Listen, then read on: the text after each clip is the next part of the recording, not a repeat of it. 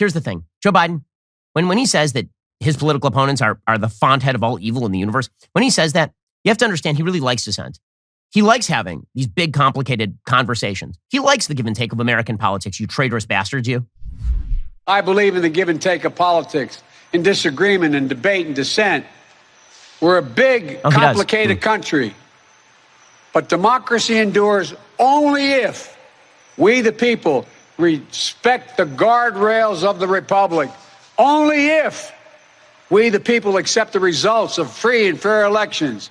Only if we, the people, see politics not as total war, but mediation of our differences.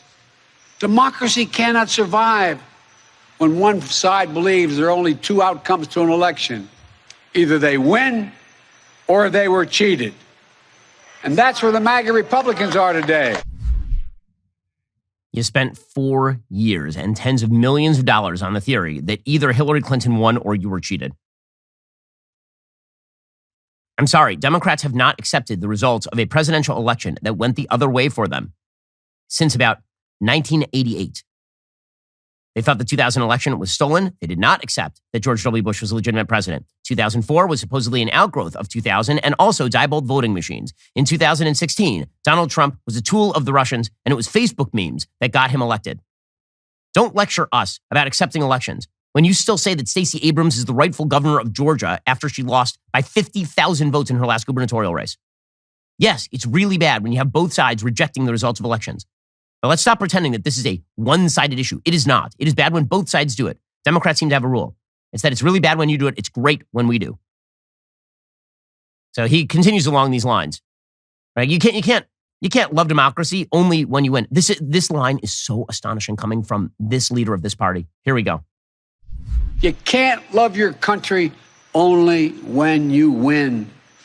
It's fundamental. American democracy only works only if we choose to respect the rule of law and the institutions that were set up in this chamber behind me.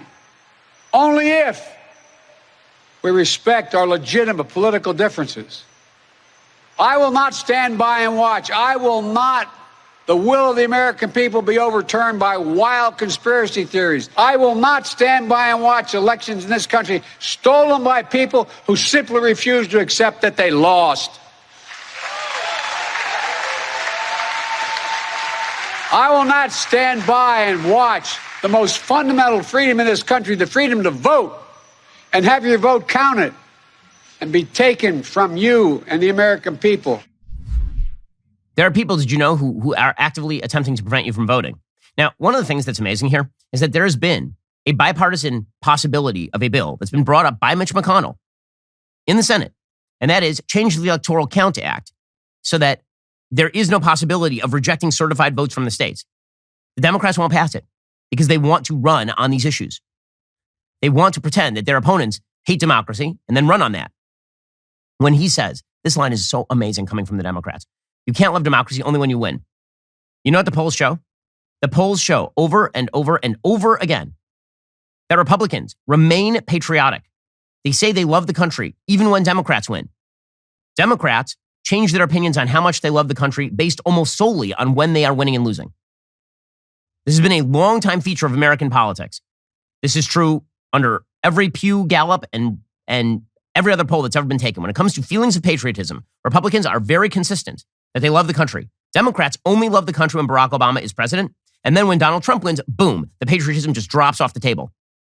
When he says that we have to work to respect the rule of law and the institutions that were set up in the chamber, he despises those institutions. He has called for the end of the filibuster, for example. He is somebody who says that the Supreme Court of the United States is not doing its job unless it just greenlights what he is doing. He has done stuff he himself has declared illegal.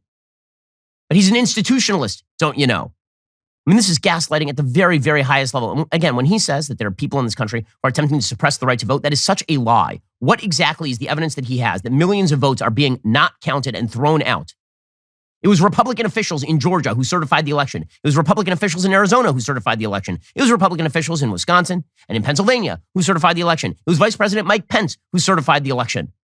The Vice President to Donald Trump It was Mitch McConnell who certified the election. But he labels all those people MAGA Republicans, all of them, every single one of those people. Because again, it's not about the thing he says it's about.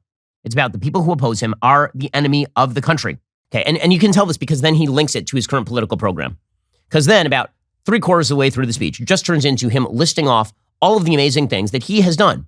Because if you oppose those amazing things that he has done, this means you're an enemy of the republic. So he talks about how he is the light that has emerged from the darkness. He, in his grim, elderly visage, barely able to speak without either being jacked up to heights of adrenaline that make him nearly incomprehensible, or he falls asleep, like he's suffering from narcolepsy.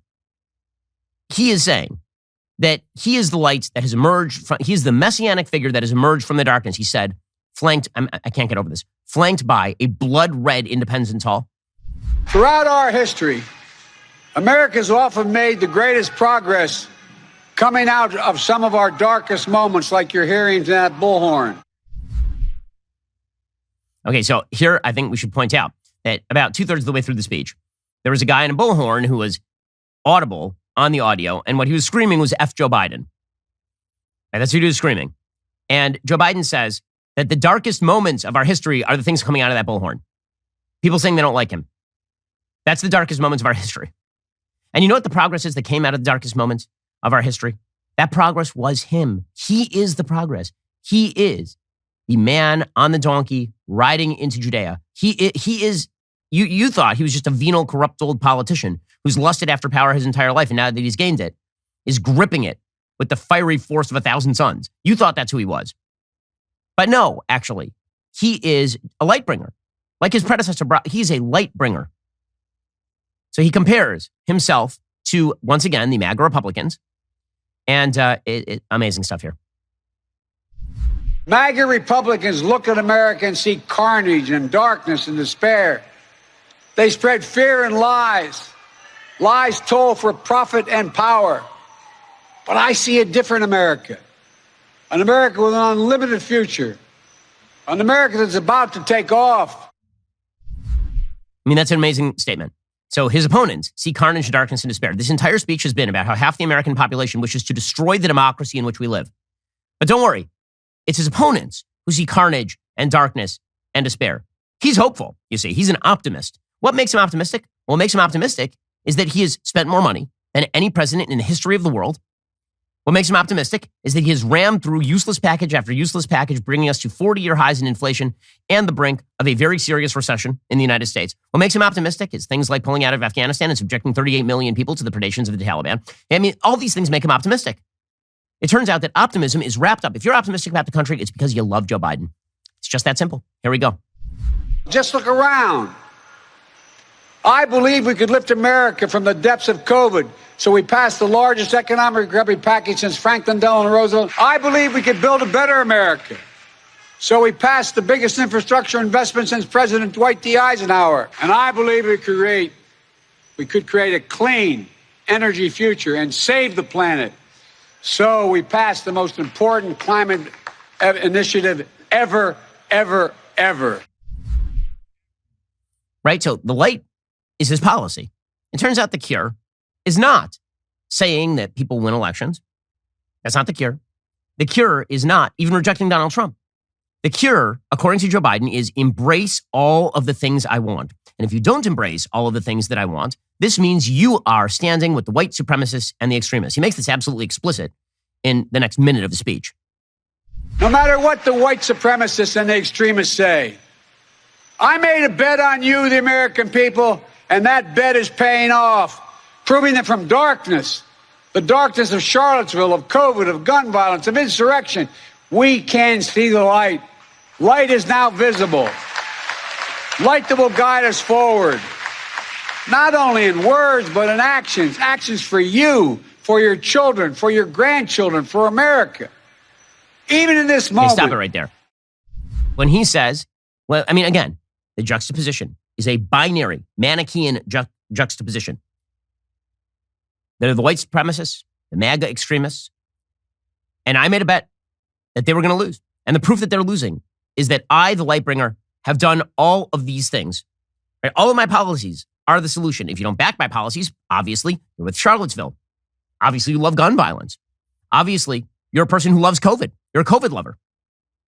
Because he is the person who has brought us all together for our children, for our grandchildren, for America. And if you don't believe that, then you're the enemy. You are. Don't you feel the light? Don't you feel the happiness and the optimism? Don't you? The political lack of acumen here is astonishing. The moral blindness here is even more astonishing. And again, that combined with the worst optics I've ever seen from a major American figure leads me to say this is the worst speech I've ever seen in my entire life. Did you know that every single like creates one additional leftist tier?